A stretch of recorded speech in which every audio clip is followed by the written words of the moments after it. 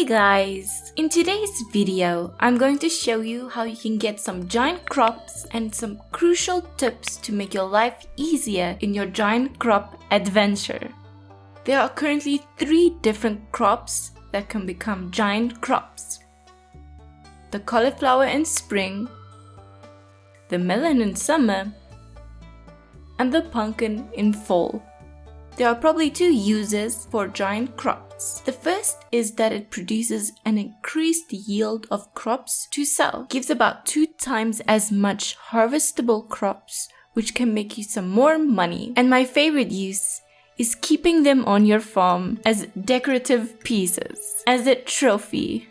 The giant crops will not die in winter, so you can keep them on your farm forever and build cool little areas around your farm to show them off.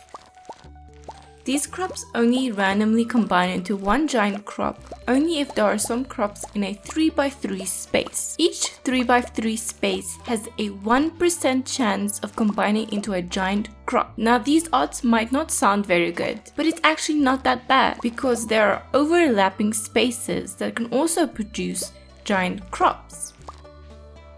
If you take a look at this diagram, you can see how many possible spots there are for giant crops. In that small 4x4 corner, there are 4 possible spots for a giant crop to combine.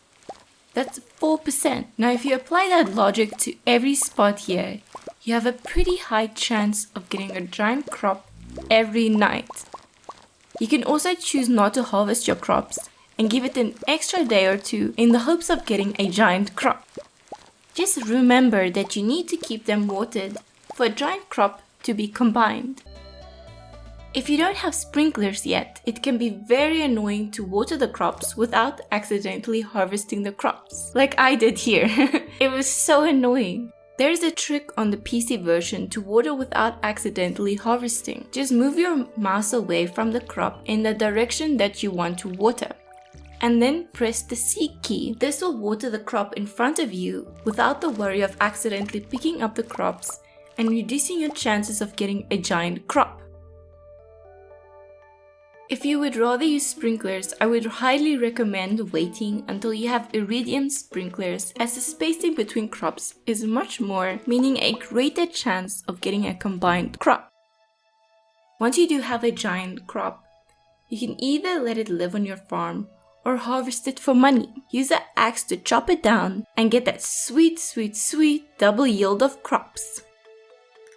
Since these crops take 12 days to fully mature, you can quite easily get 2 harvests in a 28-day season. And you can even leave your first batch for a few days hoping for a giant crop.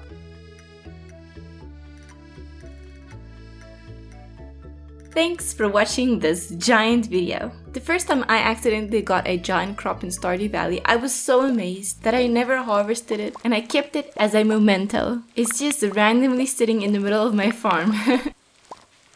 Well, I need to rush off and plant some melons, so until next time.